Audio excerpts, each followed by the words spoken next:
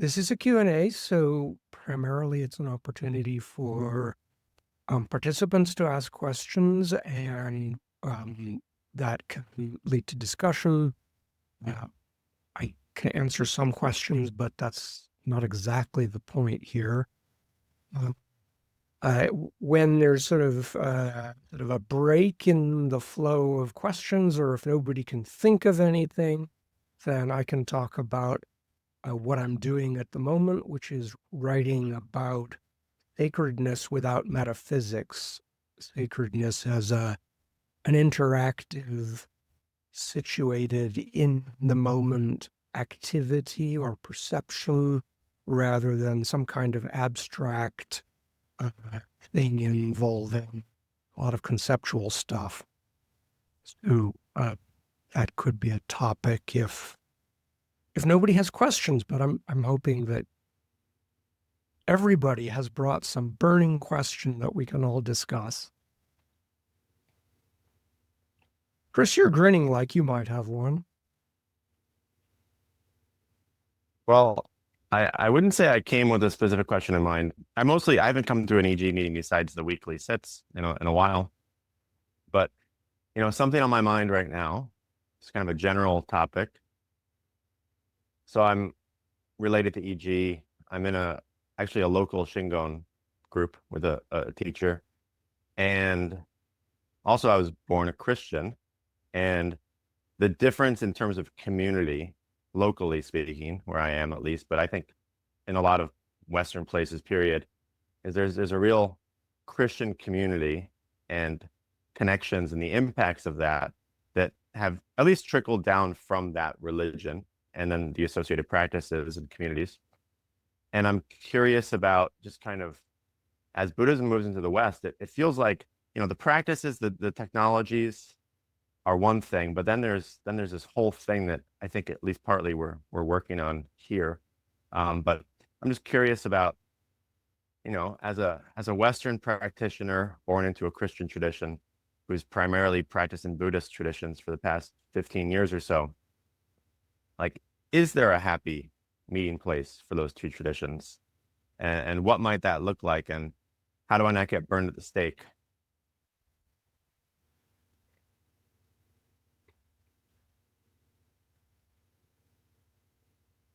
It sounds like there's two questions there. Maybe one is some kind of happy union or coexistence of Buddhism and Christianity possible? And the other is one about the nature of local in-person community. Regarding the second, I think it's something that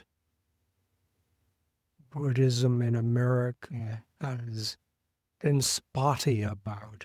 There are groups that are quite like a Christian congregation in the degree of closeness and mutual support. That's relatively uncommon, and I think that's something of a weakness. Buddhism in the West has been presented as individualistic in a way that it is not in Asia. That's a Western distortion or invention, and probably serves important needs for some people who don't want the social aspect of religion. And maybe that's what makes Buddhism attractive, I think, for a lot of Americans. But it also can be a big lack. I wasn't raised Christian and have never been part of a Christian congregation. I can't speak to that part. Maybe someone else here could. I'm looking at Max. I don't know. I mean, I was thinking about this recently because I did grow up Roman Catholic, and I was like the most serious little Catholic boy you would have ever met. I was like very, very devoted in a way that probably came off as kind of annoying to a lot of people. And the thing that I was reflecting on recently is that in the Catholic community that I grew up in, there was a sense of community, sometimes of people coming together, but it did not often feel very sacred. It did not often feel very much connected to our practice, which was to bring us closer to God, at least ostensibly. And it really was not until EG that I found a community of people where it was possible to, in group settings, to have that connection to sacredness and to do that together. And so I'm not quite sure what to do with these two things, or even how much this pertains to your interest, Chris. Basically, we would do like potlucks and, get like the kids together for Sunday school and stuff like that. But there wasn't a whole lot of ecstatic union with God happening in group settings. And do you experience, ecstatic union with God is, well, I guess that's Yidam practice for us. Do you experience something in EG that is that combination, and what's that like? I do. I mean, I think the Yidam practice, specifically the Gesar Sadhana that you created, David, is a good example of, in a group setting. So just a bunch of people coming together in a room, doing the sadhana together. What it's like is, very intense, very connective. I had the sense of really being connected to the people that were practicing this with me, both in terms of like, we're all bringing something into being together. There was that sense. There was a sense that we were participating in something that was naturally available together. All those things that I just mentioned were notably absent from my upbringing in Roman Catholicism. And again, ostensibly, that's what all of it's about, like all of these teachings, all of this catechism, all of these rule sets are meant to systematize that contact. And yet it seemed totally absent as I was growing up. And it seems very present in EG to me. I'm completely foreign to Christianity, but I find the descriptions I've read of charismatic practice, of Pentecostalism, and other denominations of that sort, seem intriguingly similar. And it's interesting how kind of low status that is considered by upper middle class American Christians. It's like embarrassing and ignorant, and somehow. Last thing I'll say about Roman Catholicism, that is exactly the sense that I had growing up in Roman Catholicism, is that it was somewhat embarrassing to be too enthusiastic about your spirituality, even at church or even like in discussions with other religious people, which to me seems like just a total bug, actually. I don't find that that's a very good thing. Stephanie, you have your hand up? It's very different in the UK, at least among people I know. So I come from that kind of born again, charismatic Christian family that you mentioned. And my parents and two of my brothers still go to church. And I'm always like quite admiring and envious of the community they have. Like they have such a strong, big, like all ages, like cool young people, like fashionable people, and people like, they're all really professional and middle class and like successful people. And they go, so I haven't been to a church service for a very long time, but they love it. Like they have their kind of ecstatic union stuff, but then they also then go and have fire pit on the beach and a barbecue and pray there, and they're all kind of very touchy-feely with each other. They help each other out for everything. They move each other's houses and look after kids and stuff. and they just love each other's company. Like they're always, they do all their fun hobby stuff together. They have whiskey appreciation. They get drunk. They brew beer. They're always outside. They're always having fires, and they're doing all the same stuff that any other normal fun person does.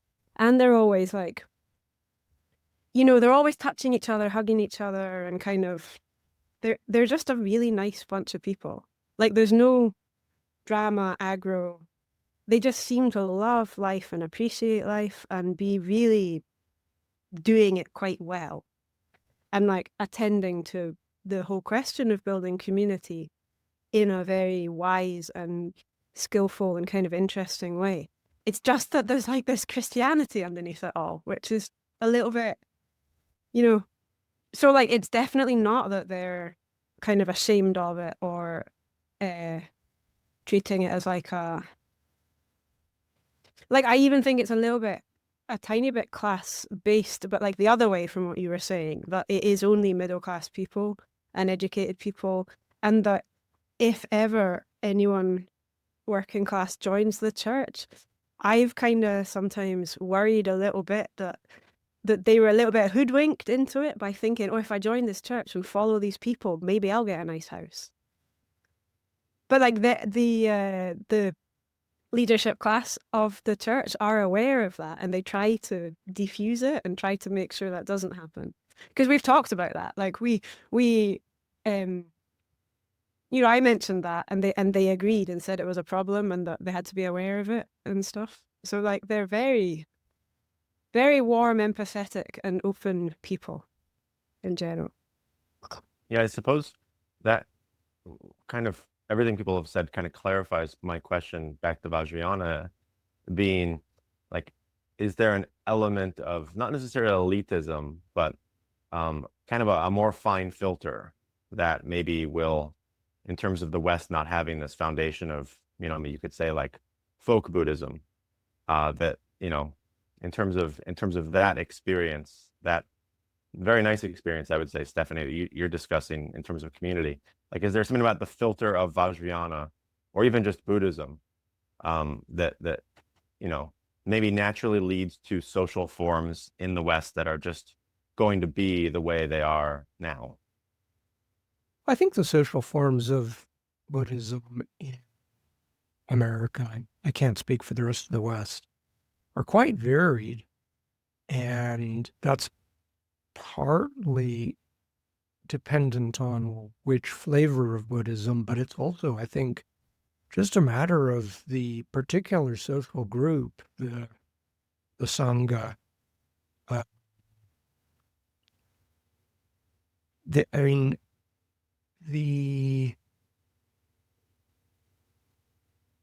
There is a kind of elitist intellectual strain in American Vajrayana, which does go back to Tibet. But there's also, I don't know, Ngak'chen Rinpoche, who was my teacher and Charlie's for a long time, really emphasized that this is not about class. He considered himself to be working class. He very actively encouraged working class people to be involved, and also encouraged the kind of close-knit community that we've been talking about. I think that worked sometimes and failed other times, and that has a lot to do with the particular individuals involved, probably more than anything doctrinal. I know many of us are involved in creating local community for EG. Yetzal is very much creating local community in the Boulder, Denver area, Ari in the Bay Area, others elsewhere. Maybe that's a bit of a work in progress, but I my impression is that it's quite highly functional for some people here. Chris, where are you physically? I don't know. I'm in Vermont. And I might say very lucky to have access to a, Shingon teacher. Like just total luck, I suppose. Yeah. So is there a community around that teacher, or is it more individual? So Jim Sensei is the teacher here. He is the senior North American student of Ajari Tanaka, and Hokai Sobal is the senior student in Europe. So it is Mandala. So people are from all over. There's people in Canada, people spread out over North America, who are a member of Mandala Vermont, but more people local in Vermont than or at least that I have engaged with. And I suppose it's, people are moving to Japan or living in Japan, and you can go on pilgrimage in Japan. And so it's, 3 continents, I suppose, not bad, but it's a pretty small, tight-knit group from what I understand so far. I've only been a member for about a year or so. Yeah.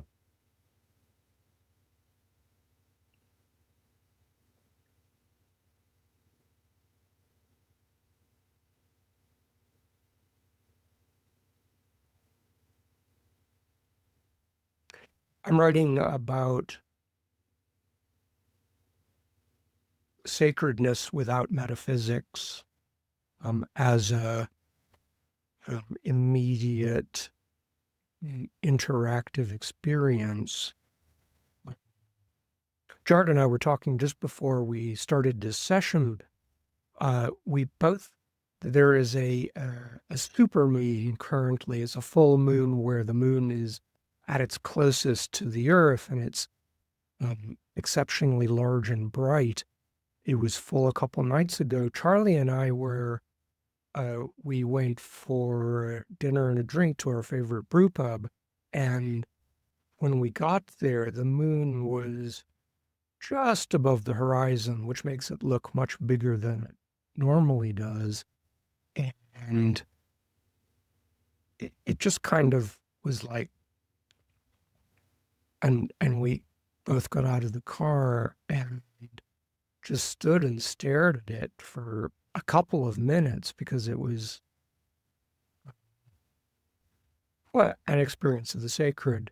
And something I find really interesting is cross-culturally, there are certain things that are pretty reliably regarded as sacred. There's the sky. There's things that appear in the sky, like the moon and the sun. There's mountains are very often regarded as sacred. Big odd rocks, trees, particularly old, unusual looking trees. And I think, even for people who would never say that they regard trees as sacred, it's easy to see which trees somebody else might regard as sacred. So I've got a couple of pictures here. This is a absolutely beautiful, huge tree. And this is another huge tree, which is kind of ugly, actually. I think one of these is obviously sacred and the other one is obviously not. And I think it's, this one is sacred. And, there's a crowd of people. This is a tourist attraction somewhere on the East Coast. And people come and look at it, and they say, this is mesmerizing. It's spooky. It's, and, many of them are probably good Christians, and the idea of trees being sacred might be anathema to them, but they respond to that. And so there's a sense in which sacredness is not subjective, and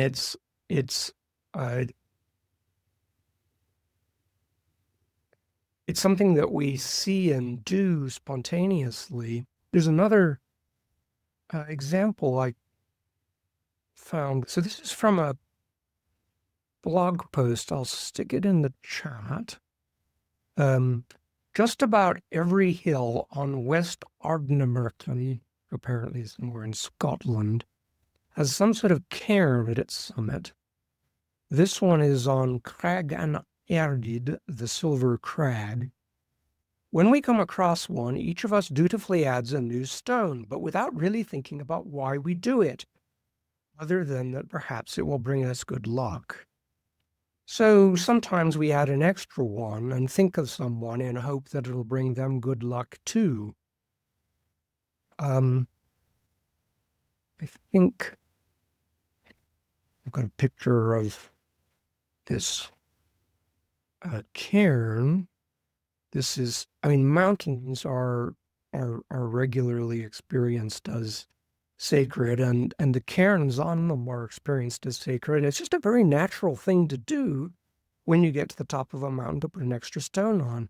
I think people do that without thinking about it, but it's meaningful in some way. So I think another thing that's natural to do, but that is embarrassing. Throwing pennies into fountains, yeah. That's, you can bless things. You don't have to have any special qualification to bless things. You don't need a clerical collar. You don't need a funny hat. You can just go around blessing things. You go to a place and it occurs to you. You just think, I bless this place. You could say it out loud. You could think about what that means, what you hope for it, but not in a conceptual way, just some kind of vision of uplift. And this is a natural sacred activity that I think people do without thinking about it. But if you did think about it, it'd be like, well, this isn't something I'm supposed to be doing, but why not?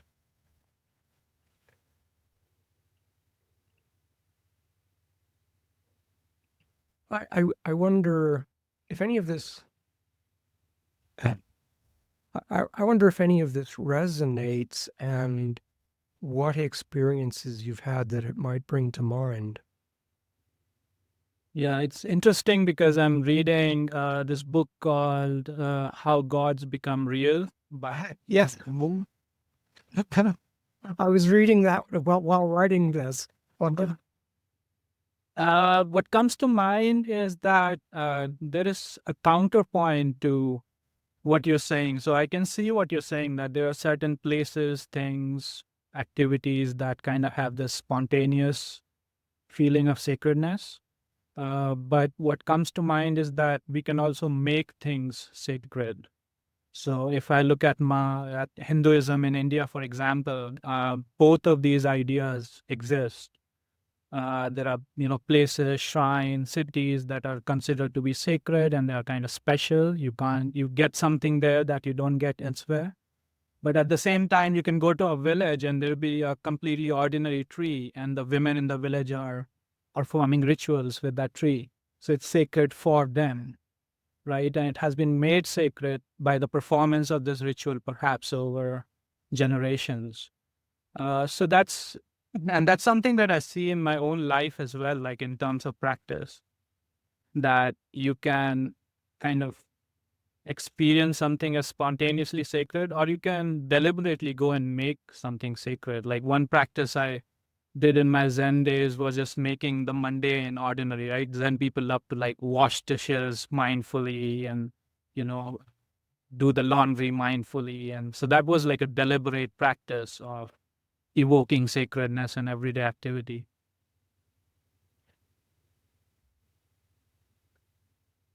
And sacredness can go away. That was another thing that came up. Like a lot of what I see in India, for example, just because of the crowds and the bad maintenance of the shrine, for example, a lot of places have lost their sacredness, right? So that's another aspect. Jan, you have your hand up. Yeah, this resonates a lot.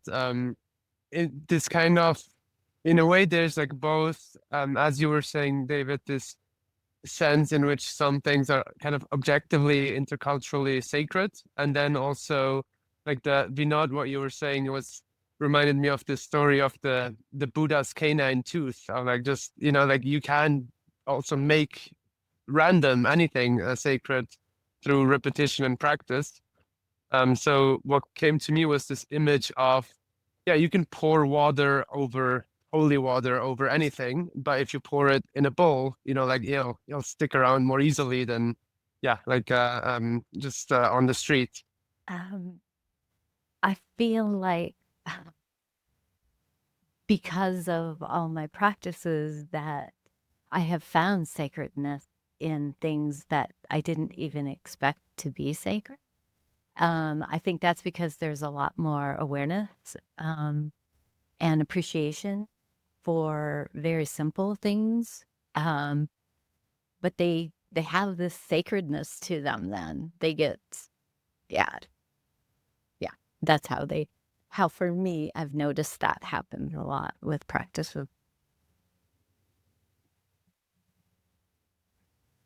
In this piece I'm writing, I'm emphasizing the possibility of finding sacredness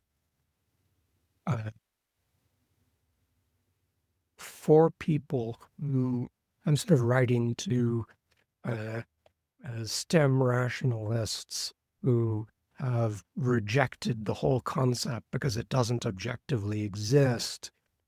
And for them, the idea that it is possible to find sacredness at all is, I think, might be revelatory if it's presented in a way that strips off the metaphysics that usually goes with it.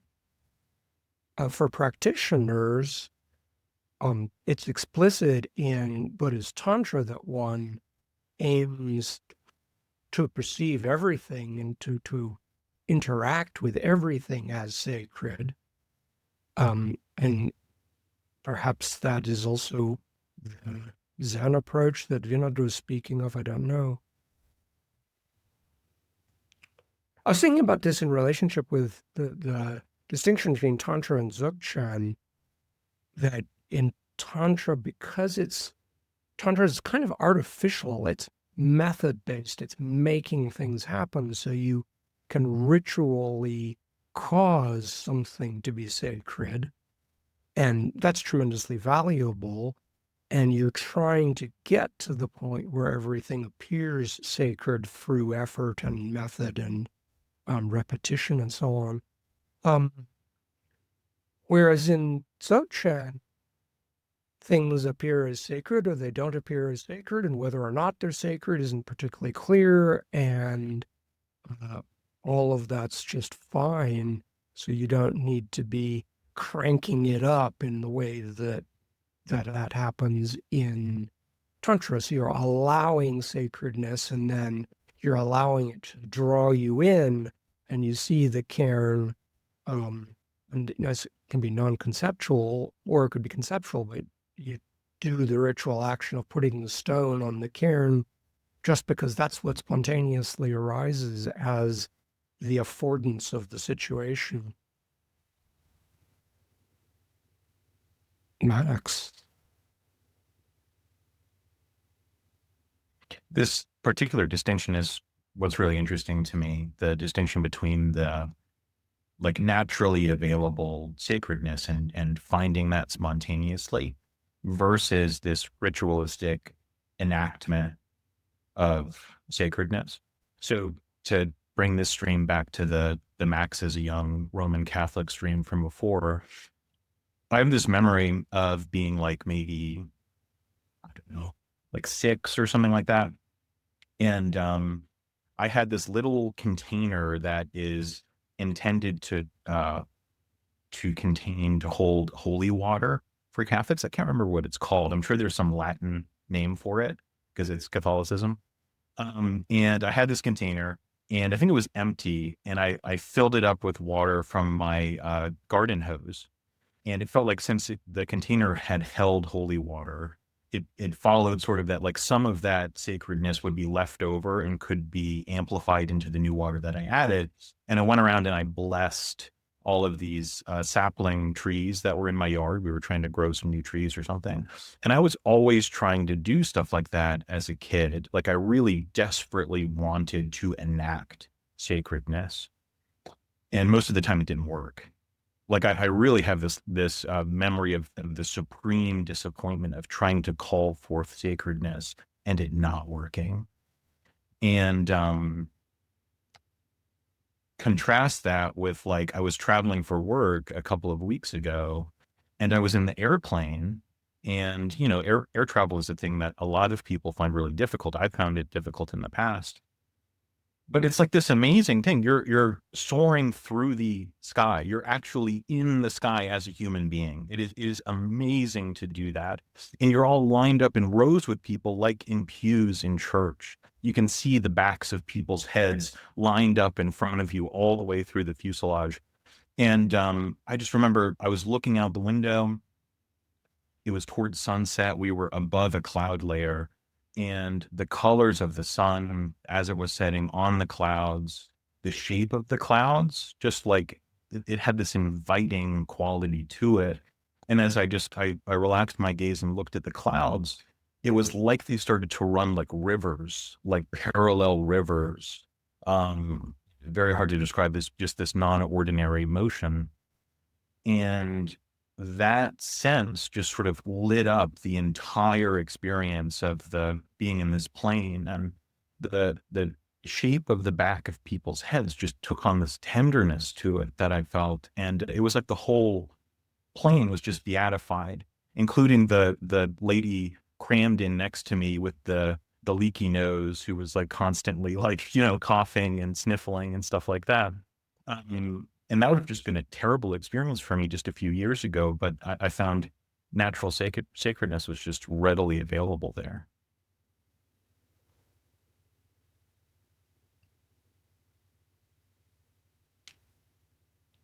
Yeah, that was wonderful. I near tears. For the benefit of anybody who's watching a recording of this, everybody's got their little heart icons lit up. I've always found flying to be astonishing, and I'm always amazed that people, I mean, it can be a grind, but astonished that people don't find it astonishing. I'm reminded of a time when I was flying from Britain to San Francisco, and when you do that, you're going practically over the North Pole, and it was late at night, and there was this astonishing display of aurora. I've never seen anything like it. And I was looking out the window at the aurora borealis and looking around the airplane as well, and essentially nobody else was. And it's like, this is something I've only ever seen once in my life. It is unbelievably beautiful and not like anything else. And yet,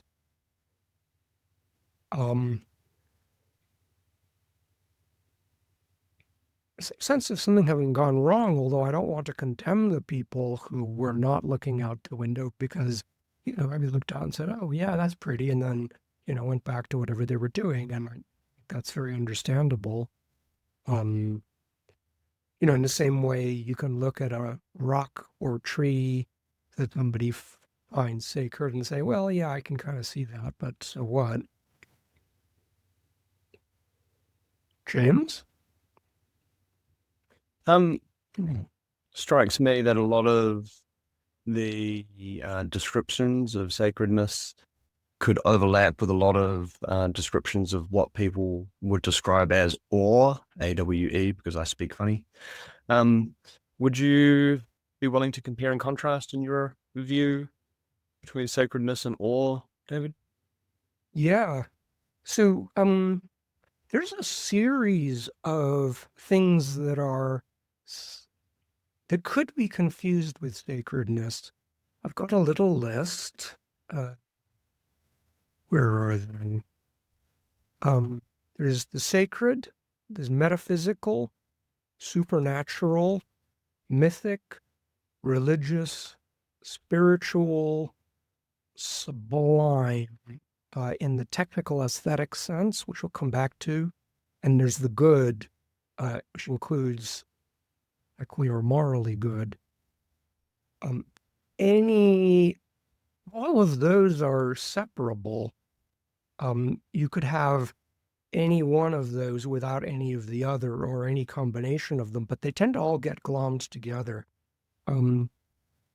So awe, there's a very famous book on the sacred by Rudolf Otto, which it's translated in different ways. The title basically is The Sacred, and it's very influential. He defined the experience of the sacred as a mysterium tremendum et fascinans, which means a terrifying and fascinating mystery. And those are two aspects of the sacred in its very influential theory. Gerard Answer adds, I really like Paul Tillich's framing for sacred, which is that which is of ultimate concern to you. One of the things I write about in this post is that the sacred is where we find big purposes. And that's I didn't know that quote from Tillich. So awe is something that tends to go with sacredness. And the two experiences often come together, but they're not necessarily the same. So, for example, watching a rocket launch, which I've never done, but would kind of like to, I think, the SpaceX rockets nowadays are really, really big. And the flames and so on when they're taking off, and the descriptions I've read of people's experience of watching that is one of overwhelming awe. But I think not very many people would describe that as sacred. So they're not the same thing. There also can be experiences of the sacred which are just comfortable and they're not awesome. I'm thinking of some places in the mountains where there's a rock formation that just feels really welcoming and friendly. You sit there and you kind of feel like everything is okay. And there's a sacredness about that. There's a kind of a stillness, a kind of a warm, uplifted stillness that has a sacred quality. So the awe and the sacred are often go together, but they are separable. James, you have something to follow on about your question? No, I guess as potentially part of the target audience for your upcoming article or post on sacredness, I have, somewhat of an aversion to the term. And so it feels like, but I felt in awe of things, right? Like that's not something that I really have a choice over in a lot of instances. So it feels like there's the potential there for that to be kind of an in to accepting that things could be sacred. Yeah, I think that seems just right to me. That would be a place to start. I like, David, your awe being a result. And I was trying to think of what is another result? And I also there's this preciousness where it's not but it's this really prized, non-explosive, but gentle holding that as a reaction to sacred that kind of feels like it's maybe the two are on some sort of spectrum. But very gentle and definitely not awe, but still a common result I have from sacred experience. In the chat, Max says, I was looking at my sleeping wife one night last month, touched the top of her head, and had the sense that if the purpose of my entire life was only to experience what this is like, that would be excellent. Not awesome, but sacred still. I've certainly had that experience.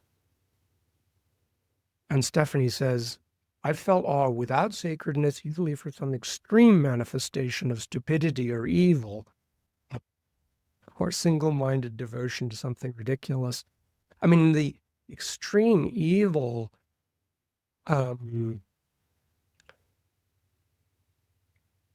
this thing may tie in with the tremendum aspect of the sacred, of the terrifying. I have a page on black magic. This is on Buddhism for Vampires. Black magic is, I think people get into it because they want to reach the sacred, but they are rejecting a lot of the stuff that goes with that typically, but they still can feel the pull, the Fascinans pull of the sacred, and black magic is this kind of degraded attempt to get at the sacred through taboo. And this is an aspect of Vajrayana that taboo breaking can be, there are Vajrayana practices where we do that in order to approach the sacred in this sort of left-hand way. Taha, I think you're next. Yeah, I noticed that when you went through your little list, as you were talking about the awe and the sacred and stuff, we didn't talk about beauty. That seems like a big door to, say, for example, talk about like beauty in mathematics, like when you have like symmetry between stuff. I'm curious, what do you think about that? Yeah. I think often it is part of it. In aesthetic theory, there's a distinction made between the sublime and the beautiful. The sublime is an aesthetic reaction to something that is overwhelming and somewhat horrifying. And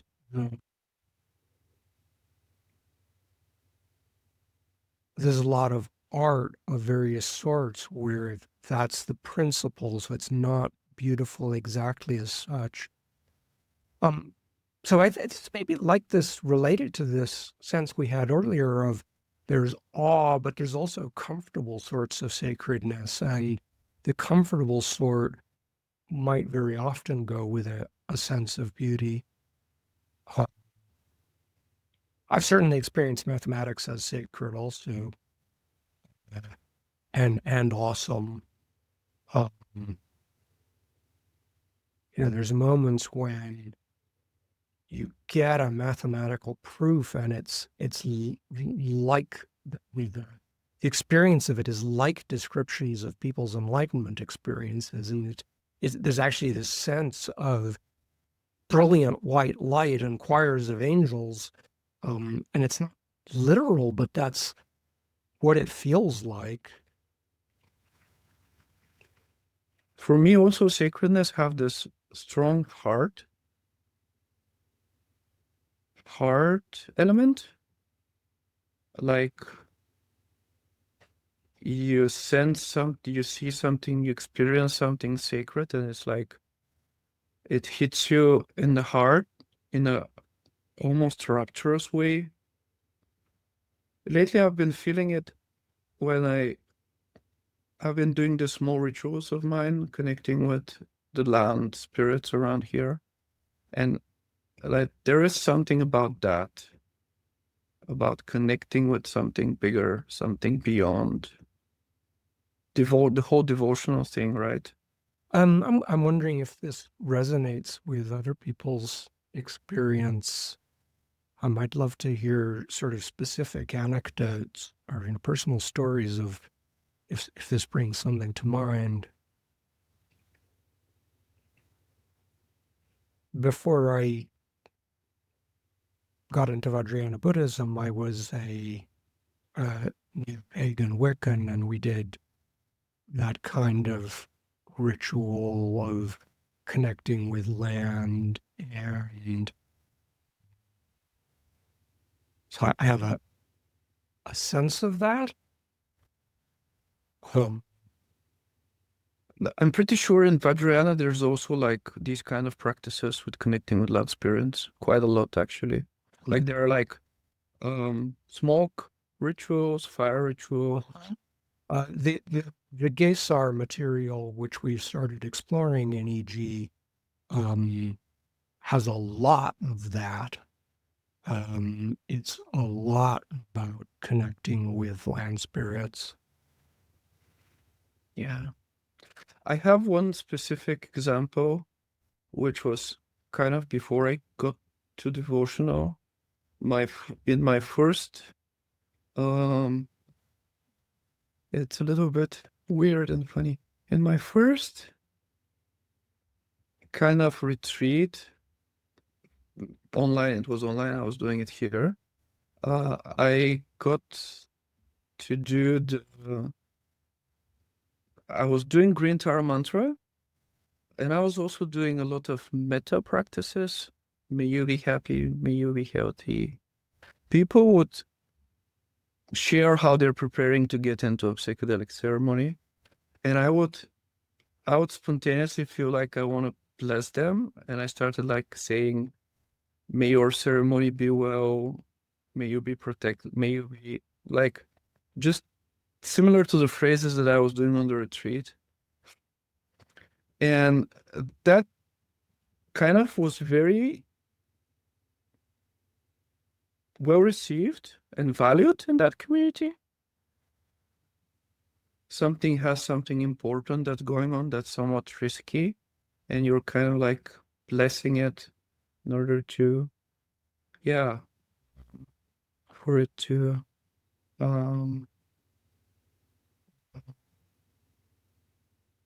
turn out well, I guess.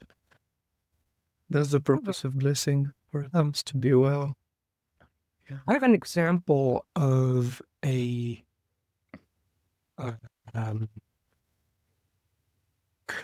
connection with the sacred in a ritual context. It's not a Buddhist one. It was in my Neopagan days. That was very intense. I remember it very clearly. It was at a large pagan gathering, and there was a ritual after dark. There was a huge bonfire.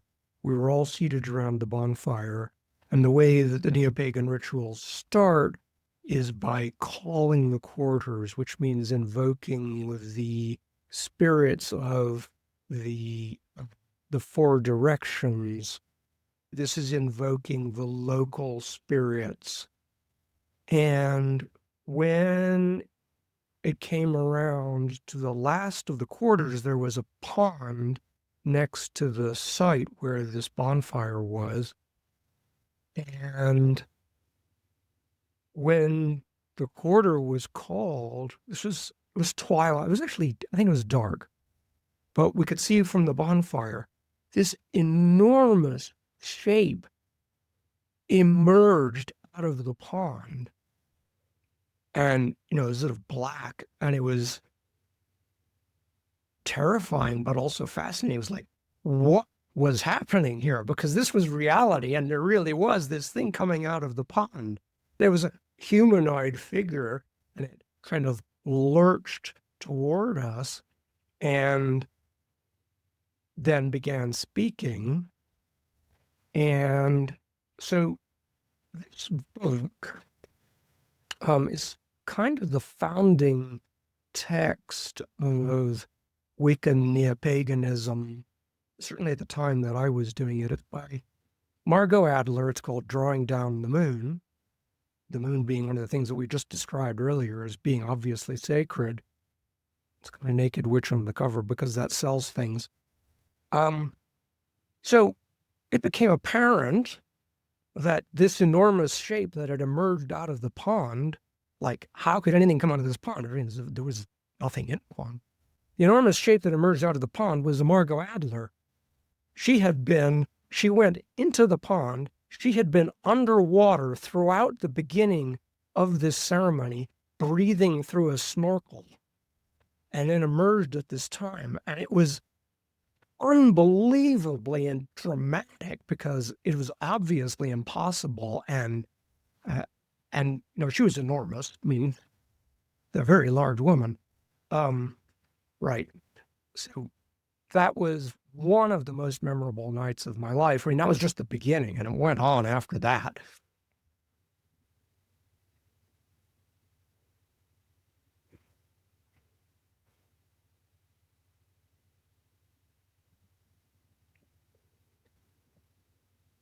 We're officially at an hour.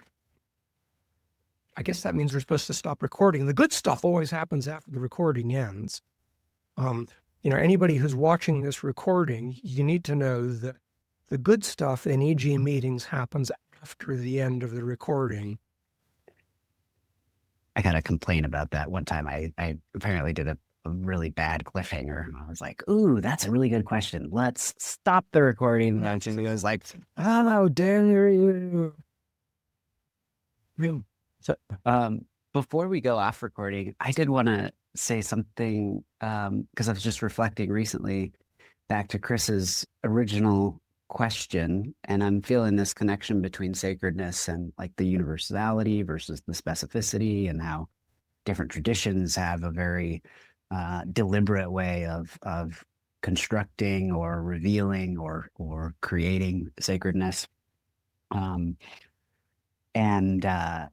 yeah, I realized that like the thing that I'm really interested in the most is creating methods that are open enough for them to be entertained by anybody who's coming from their own religious background. So yeah, there's this is like I guess I think of like the tragedy of method for discovering or creating sacredness is that it can make it inaccessible to others because of metaphysical or spiritual commitments or something like that, and that feels like really like sad to me. And to Max's point, this and David talking about sacred from the perspective of Dzogchen, I think kind of like the punchline there is like everything has potential for sacredness, and if you're genuinely open to that emerging at any moment, it could come up and surprise you at any moment. And that's kind of like the most miraculous type of sacredness that I like. So that I have a bias for that a little bit. And yeah, I think Charlie and I actually were just recently talking about creating some more methods for in-person groups to step into. And as we were talking here, I was realizing like, ooh, what I would want those methods to do was be completely accessible to anybody, whether they're Christian or Hindu or Buddhist or a rationalist or whatever you want to call it. So yeah, I don't know. That's some thoughts, Chris, of kind of connecting all the dots here. And maybe now we'll go off recording. Sorry, guys.